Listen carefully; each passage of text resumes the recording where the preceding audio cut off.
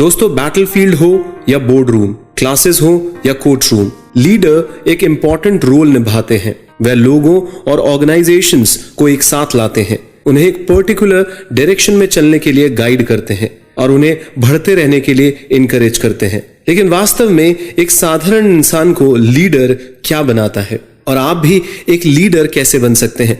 Leadership कई different forms में आती है और leaders varying levels of expertise से काम करते हैं। यह हायरार्की एक लीडरशिप लैडर के रूप में भी देखी जा सकती है और इसे आगे बढ़ाना एक लॉन्ग प्रोसेस है, जिसके लिए सेल्फ डिसिप्लिन सीखने की जरूरत है। कामों को प्रायोरिटी कैसे देनी है और हर कार्य को इंटीग्रिटी और विजन के साथ कैसे लागू करना है। इन शॉर्ट, एक लीडर जानता है कि उसकी पर्सनल ग्रोथ उसके ऑर्गेनाइजेशन की ग्रोथ के लिए इंपॉर्टेंट है। तो दोस्तों, यदि आप इस प्रोसेस के लिए कमिटेड हैं तो आप कुछ समय में ही एक बेहतर लीडर बन जाएंगे। आपके द्वारा किए गए हर काम में बेंचमार्क छोड़ेंगे। एक फुटबॉलर कोच से लेकर बिजनेस एग्जीक्यूटिव से लेकर फुल टाइम मदर्स तक हर एक व्यक्ति यह जानता है कि नेतृत्व यानी लीडरशिप पावरफुल लोगों की एक एसेंशियल क्वालिटी है। लेकिन वास्तव में लीडरशिप है क्या दोस्तों?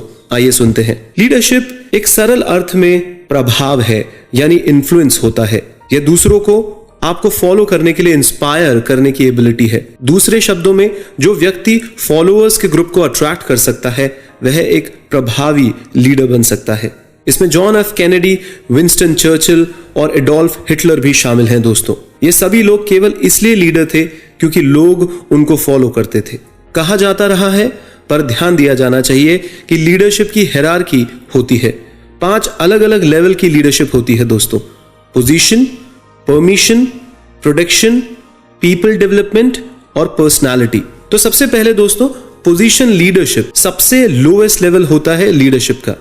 यह एक लीडर बनाने का अधिकार होने के बारे में है। दूसरे वर्ड्स में, पोजीशन वाले लीडर्स केवल अपने टाइटल की वजह से लीडर होते हैं। जैसे किसी सीईओ को सीईओ का टाइटल मिल गया तो भाई वो चीफ एग्जीक्यूटिव ऑफिसर बन गया, चाहे उसमें वो क्वालिटी हो या ना हो। तो पोजीशन वाले लीडर्स टाइटल के बेसिस पे लीडर होते हैं दोस्तों। लीडरशिप का दूसरा लेवल है परमिशन। यह रिलेशनशिप के बारे में होता है। यदि आप इस लेवल पर लीडरशिप प्राप्त कर चुके हैं तो लोग आपको फॉलो करते हैं क्योंकि आप उनकी नीड और इच्छा बन चुके हैं। आप दूसरों को सुनते हैं और उनकी एडवाइजेस को वैल्यू देते हैं। एज अ रिजल्ट, यदि आप दूसरों की नीड्स को नेग्लेक्ट करते हैं तो इस प्रकार का नेतृत्व लंबे समय तक नहीं रहेगा। वह जल्दी आप में रुचि लेना कम कर देंगे और आपको फॉलो करना बंद कर देंगे। लीडरशिप का थर्ड लेवल प्रोडक्शन होता है दोस्तों। यह तब मिलता है जब दूसरे लेवल पे बनी रिलेशनशिप्स से रिजल्ट्स प्रोड्यूस होने लग जाते हैं। इस लेवल पर आपका नेतृत्व आपके और आपकी टीम की सफलता का परिणाम है। लोग उन रिजल्ट्स को प्रेज करते हैं और इसलिए आपको फॉलो करने में प्रसन्न होते हैं। लीडरशिप का फोर्थ लेवल पीपल मैनेजमेंट होता है दोस्तों। इस लेवल पर लोग आपको फॉलो करते हैं क्योंकि वे आपकी मेंटरशिप को वैल्यू करते हैं। इसमें एक लीडर उन लोगों की स्किल्स डेवलप करने पर ध्यान देता है जो एब्सोल्यूट लॉयल्टी के साथ रिस्पॉन्ड करते हैं। इस तरह के मामलों में लोग आपको फॉलो करते हैं क्योंकि वे थैंकफुल होते हैं। लीडरशिप का अंतिम लेवल पर्सनालिटी है दोस्तों। हालांकि यह निश्चित रूप में अटेनेबल है। यह पर्सनालिटी केवल उन लीडर्स में पाई जाती है जो दूसरों के लिए अपना पूरा जीवन स्पेंड कर देते हैं। इस लेवल पे आप एक ऐसे व्यक्ति हैं जो सम्मान को कमांड करता है, जो कि दूसरों को आपको फॉलो करने के लिए इंस्पायर करता है। तो दोस्तों, कौन सा लेवल आपके प्रेजेंट लीडरशिप के स्टेटस को डिफाइन करता है? अगर आप अपनी लीडरशिप एबिलिटीज डेवलप करना चाहते हैं तो आपको प्रायोरिटीज के बारे में जानना चाहिए। सॉलिड प्रायोरिटीज के साथ आप ये डिसाइड कर सकेंगे कि सबसे इंपॉर्टेंट क्या है और आपको किस पर ध्यान देना चाहिए। यह काफी सरल लगता है, लेकिन अच्छे लीडर्स एक से अधिक लेवल्स पर प्रायोरिटी देते हैं। एक लेवल के लिए आपको कई प्रोजेक्ट्स और कामों में प्रायोरिटी डिफाइन करनी होगी। इनमें से कुछ इंपॉर्टेंट होंगे, दूसरे अर्जेंट होंगे और कुछ दोनों होंगे। यह लास्ट कैटेगरी प्रायोरिटी है। एग्जाम्पल के लिए, सेल्स फिगर्स पर एक रिपोर्ट लिखना इंपॉर्टेंट हो सकता है, लेकिन यह अर्जेंट नहीं है दोस्तों। तो इस तरीके के काम आपकी टीम के रोज के कामों का पार्ट होने चाहिए, लेकिन इस पर आराम से काम होना चाहिए, जल्दबाजी में नहीं। फिर कुछ प्रोजेक्ट्स और कार्य हैं जो इंपॉर्टेंट नहीं है लेकिन ये अर्जेंट है। अपने ईमेल की जांच करना इसका एक मेन एग्जाम्पल है। यह जल्दी से किया जाना चाहिए ताकि आप उस कार्य को आगे बढ़ा सकें जो महत्वपूर्ण है। और अंत में ऐसे काम हैं जो ना तो महत्वपूर्ण है और ना ही अर्जेंट है, जैसे फाइलिंग डॉक्यूमेंट्स जो कम समय में किए जा सकते हैं, शायद सप्ताह में सिर्फ एक बार। तो दोस्तों, इस तरीके के टास्क को तोड़ने की एबिलिटी होना इंपॉर्टेंट है, क्योंकि अगर आप सही प्रायोरिटीज को सेट करने में फेल होते हैं तो आप अपनी ऑर्गेनाइजेशन को गलत डायरेक्शन में लीड करने के लिए बाउंड हो जाते हैं। लेकिन कार्य और प्रोजेक्ट्स सिर्फ एक लेवल है। आपको किसी भी प्रोजेक्ट या कार्य के लिए डेडिकेटेड एनर्जी, पैसा, समय और स्टाफ को प्रायोरिटी देने में समर्थ होना चाहिए। ऐसा करने के लिए 20-80 प्रिंसिपल फॉलो करें दोस्तों, जो बहुत ही कॉमन प्रिंसिपल है, हम रेगुलर सुनते रहते हैं। तो आइए इसको सुनते हैं।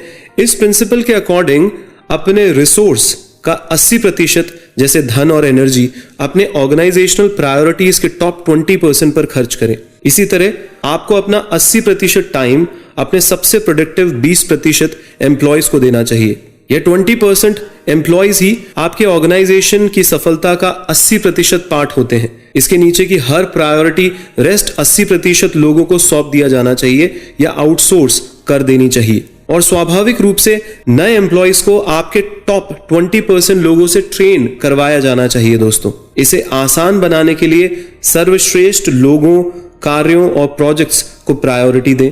उनमें इन्वेस्ट करना सबसे सफल होगा दोस्तों, करके देखिएगा। दोस्तों, अब जब आपको प्रायोरिटीज को सेट करने के बारे में पता है तो अब एक अन्य कोर लीडरशिप कॉन्सेप्ट, मूल नेतृत्व के बारे में बात करने का समय है, और वह है इंटीग्रिटी या अखंडता। इंटीग्रिटी का मतलब होता है दोस्तों बिना फेल हुए वैल्यूज का पालन करते रहना। ये वैल्यूज आपके कंपास हैं, जो भी आप करते हैं उसमें आपको गाइड करते हैं। दूसरे वर्ड्स में, इंटीग्रिटी वाले लोग इस आधार पर एक्ट करते हैं कि वे कौन हैं। लेकिन इसका मतलब सिर्फ इतना ही नहीं है दोस्तों। इंटीग्रिटी का मतलब कंसिस्टेंट होना भी है और अपने कहे अनुसार ही काम करना होता है। इसे फॉलो करने में सक्षम होने की वजह से ही लोग आप पर विश्वास करेंगे और आपको फॉलो करने के लिए इंस्पायर होंगे। तो उदाहरण के लिए, स्टैनफोर्ड यूनिवर्सिटी के एक रिसर्च में पता चला कि हम 89% समय देखकर सीखते हैं, इसलिए विजुअल सबसे इंपॉर्टेंट है। दूसरे वर्ड्स में, यदि आपके फॉलोअर्स सुनते हैं कि आपका काम कस्टमर पर स्पेशल अटेंशन देना है और फिर आप रेगुलर बेसिस पर ग्राहकों पर विशेष ध्यान दे रहे हैं, तो वे भी यह काम करना शुरू कर देंगे। तो दोस्तों, इस तरीके की कंसिस्टेंसी को बनाए रखने में सफल होने के कारण आपकी एक लीडर के रूप में क्रेडिबिलिटी मजबूत हो जाएगी, क्योंकि लोग जान लेंगे कि आप कौन हैं और वो आपसे क्या उम्मीद कर सकते हैं। यह इन रिटर्न उनमें आपके लिए विश्वास पैदा करेगा जो आपकी सफलता के लिए इंपॉर्टेंट है। आखिरकार, क्या आप उस पर्सन की सलाह को फॉलो करेंगे जिस पर आप भरोसा नहीं करते? सोचिए दोस्तों। अच्छा, चलिए एक उदाहरण से इसको समझते हैं। सेना में होने की कल्पना कीजिए।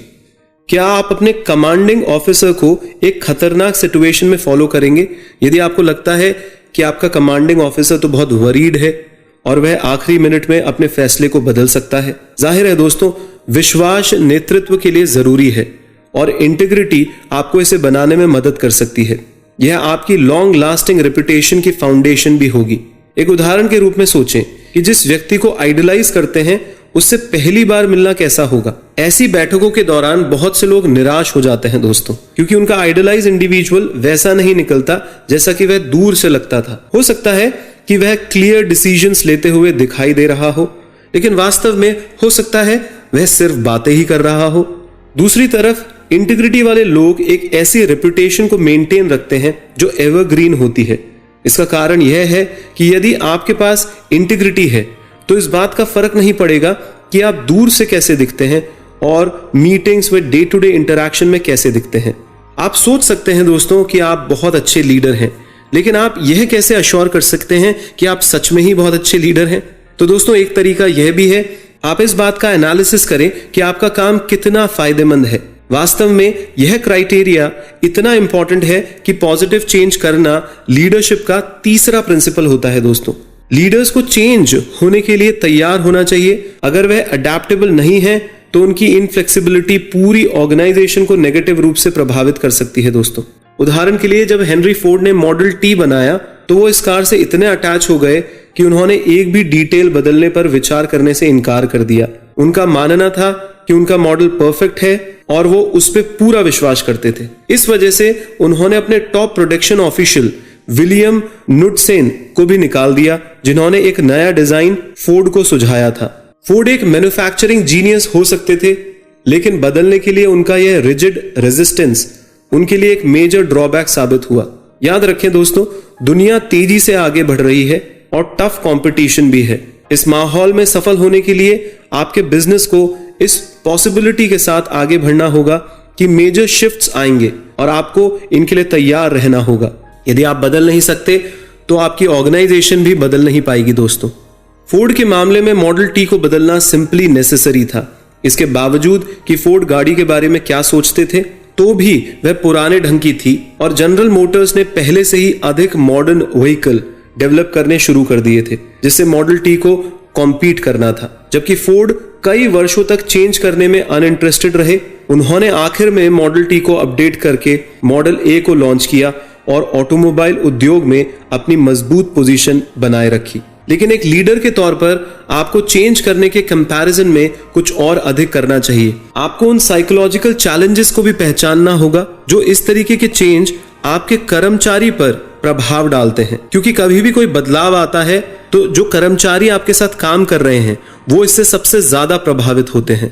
बदलाव के लिए कर्मचारियों को अपने कंफर्ट जोन से बाहर निकलना और ड्रामेटिकली नए सिचुएशंस का सामना करना पड़ता है।